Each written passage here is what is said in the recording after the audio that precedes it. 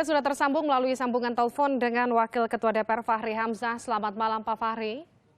Selamat malam. Assalamualaikum. Waalaikumsalam. Pak Fahri, saya mau konfirmasi nih. Anda mengatakan KPK tidak perlu orkestrasi dan menggunakan persidangan untuk menyerang Anda. Apa alasan Anda kemudian mengemukakan hal itu, Pak Fahri? Kalau mau dengar argumen saya lebih panjang, saintifik, ya, memakai teori-teori tentang negara, lembaga semi negara, itu saya bisa sampaikan. Saya juga menulis buku tentang bagaimana negara transisi menuju demokrasi, memberantas korupsi. Tapi intinya adalah KPK itu adalah state auxiliary body.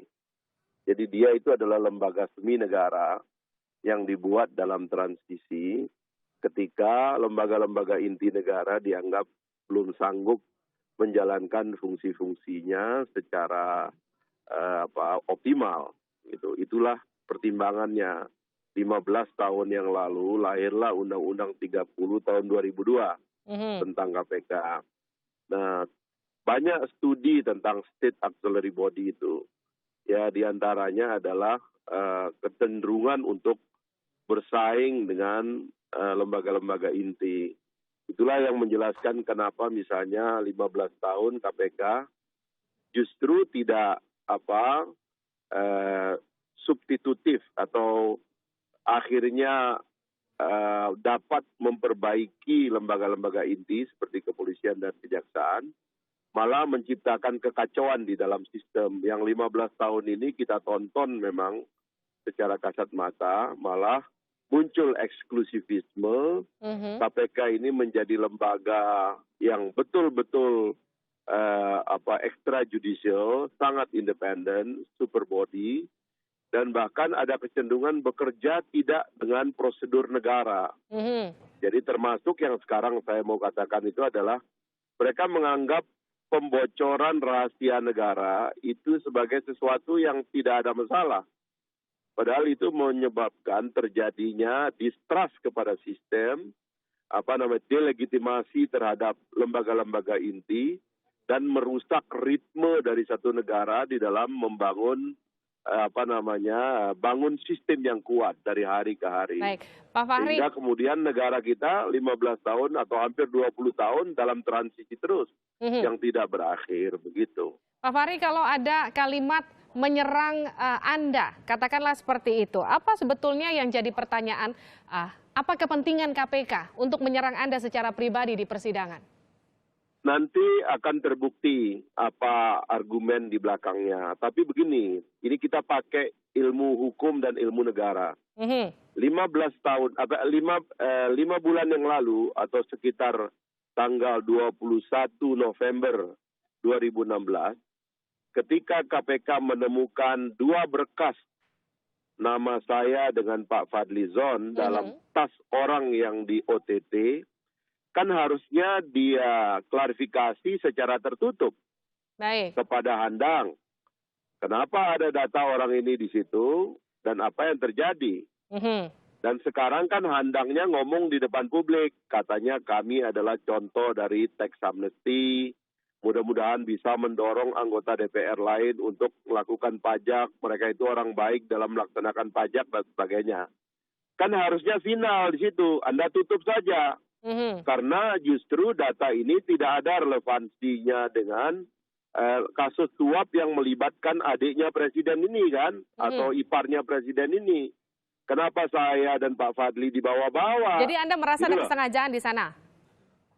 Nah iya dong, kan ini kan rahasia. Pertama itu rahasia saya dan Pak Fadli. Saya ini pimpinan lembaga negara yang harus juga dijaga wibawa dan reputasinya kan, karena ini lembaga kan milik negara, dipakai bayar pakai uang negara, kita harus jaga reputasinya. Tapi kemudian itu dimunculkan, diolah-olah di ruangan sidang, seolah ada apa-apa, seolah saya dengan Pak Fadli ini adalah terlibat dalam kasus suap pajak ini, lalu diolah-olah di depan lobi KPK itu. Biasa KPK ini kan kantor berita sekarang ini, sumber berita hari-hari. Seolah-olah ada apa-apa, padahal nggak ada apa-apa. lalu diolah lagi yang terakhir bilang, oh itu adalah bagian dari prosedur penegakan hukum. Prosedur apa? Anda kalau menggeledah rumah orang, kalau datanya tidak relevan, tidak boleh Anda bawa. Ada rahasia negara yang tidak ada relevansinya dengan itu, tidak boleh Anda bawa.